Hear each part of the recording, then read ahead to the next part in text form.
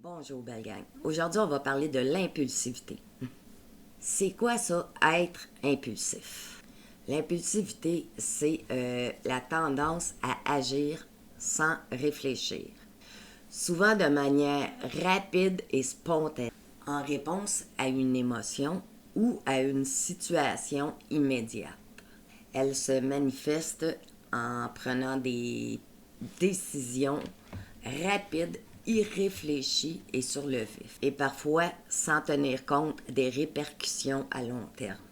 Ça peut se traduire avec des comportements comme parler sans réfléchir, acheter de manière excessive, le magasinage. Là. Ça peut être aussi de réagir brusquement à une situation de stress ou de frustration. Et puis ça sert à quoi ça, l'impulsivité? Par exemple, dans des situations de danger imminent, réagir impulsivement, ça peut être pratique, sans réfléchir pendant trop longtemps. Et ça, ça peut être crucial pour se protéger. Dans un cadre plus quotidien, l'impulsivité, ça peut servir pour plusieurs objectifs. C'est pas juste négatif d'être impulsif. C'est sûr que ça peut être une réponse rapide à une émotion. Dans le fond, pour nommer rapidement ce qu'on ressent, sans filtrage des fois. Il faut faire attention. Pour ce qui est de répondre, l'impulsivité parfois peut être très nuisible. Si on ne réfléchit pas avant de parler, des fois ça peut amener des conséquences. Là. Ça peut être aussi une recherche de gratification immédiate. Dans le fond, les comportements impulsifs sont souvent motivés par une recherche de satisfaction instantanée, que ce soit en consommant des plaisirs, alimentation, les achats excessifs, la consommation, que ce soit de drogue, de cigarettes, d'alcool, peuvent être aussi un type de réponse impulsif devant une recherche de satisfaction instantanée. Ça peut être aussi en obtenant un soulagement rapide de l'anxiété. Également, ça peut servir comme une diminution du stress. Je vous explique. Agir sur un coup de tête peut offrir un échappatoire temporaire au stress ou à la frustration accumulée. Mais ça, c'est instantané, mais pour une courte durée. Parce que souvent, quand on est impulsif, sur le coup, ça va diminuer le stress. Mais par contre, après, quand on réfléchit au comportement ou aux paroles qu'on a eues, le stress peut augmenter. Également, ça peut être perçu, l'impulsivité, comme une sorte de liberté spontanée. Je vous explique. Encore dans certains cas, être impulsif peut aussi être perçu positivement comme une forme de réaction spontanée, de liberté, de courage, d'agir sans contrainte, être libre. Bon. Pourquoi les gens sont impulsifs? Les raisons de l'impulsivité sont multiples et ça varie d'une personne à l'autre. Je vais vous présenter quelques facteurs qui pourraient expliquer l'impulsivité chez les gens. Par contre, c'est sûr que là, on est dans une capsule, je ne ferai pas le tour au complet. Ça peut être dû à des facteurs neurologiques. Certaines personnes peuvent être biologiquement prédisposées à l'impulsivité en raison de différences dans la structure et le fonctionnement du cerveau, notamment dans la région associée à la gestion des émotions et à la prise de décision. On parle du cortex préfrontal. Évidemment, il y a le manque des manquements au niveau de la gestion émotionnelle. C'est sûr que là, lorsqu'on vit des émotions fortes comme la colère, l'anxiété, la frustration, tous ces sentiments-là peuvent déstabiliser la personne et entraîner une réaction impulsive. Évidemment, les personnes qui ont du mal à gérer leurs émotions sont plus enclines à l'impulsivité. Également, toute la question de pression sociale ou environnementale, ça peut aussi provoquer l'impulsivité chez les gens. Par exemple, un groupe d'amis qui s'en va à la ronde et n'arrête pas de dire à la personne « Allez, vite, dépêche-toi, on t'attend, tata. » Bon, là, ça peut amener la personne à réagir impulsivement sans réfléchir. Bon, les conséquences sont moindres. On oublie le lunch, on oublie... Bon, c'est...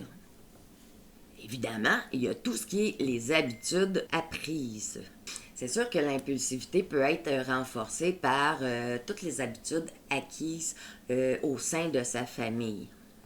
Toutefois, ça, ce que ça peut faire, c'est que quand on soulage le stress ou l'anxiété avec des actions impulsives, c'est que ce que ça va faire, c'est que ça va développer une tendance à revenir de manière récurrente.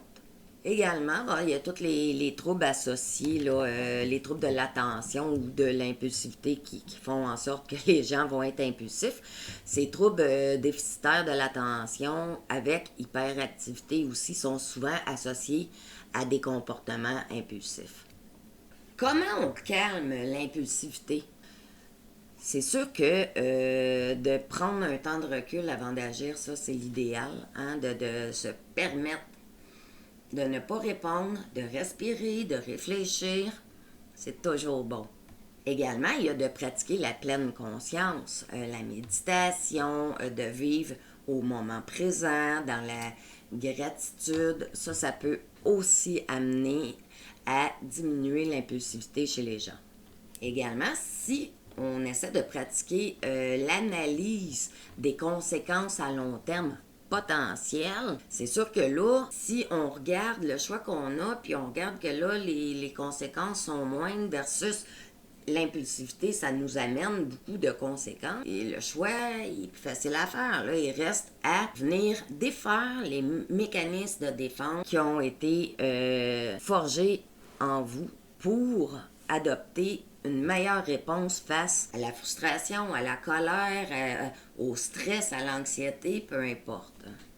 Également, évidemment, il y a tout ce qui est activité physique. L'activité physique, c'est un médicament contre l'impulsivité. Il faut pratiquer une activité régulière de manière récurrente et stable pour avoir des effets favorables. Également, moi, ce que je suggérais à mes adolescents, c'est d'écrire la situation problématique à laquelle ils ont eu à faire face, la réaction qu'ils ont eue, l'émotion qu'ils ont vécue. Il faut l'écrire. Bref, comment ils ont réagi. On l'écrit. On tasse la feuille, prend une autre feuille, puis on fait même situation et comment on aurait pu faire autrement sans causer peut-être des problématiques plus à long terme. Fait l'adolescent qui voit la situation est beaucoup plus en mesure d'analyser sa propre réaction impulsive que si on lui dit « quand tu agis de même, c'est pas correct ». Il faut qu'il y ait un sens qui soit fait. Donc, lorsqu'ils le voient, souvent, ils vont réaliser. Un petit truc. Évidemment, il faut s'entourer de personnes bienveillantes. Ça, c'est dans tous les domaines et toutes les sphères de nos vies. C'est important, si on est mal entouré, sûr qu'on risque d'adopter des comportements ou des réactions qui ne sont pas appropriées socialement.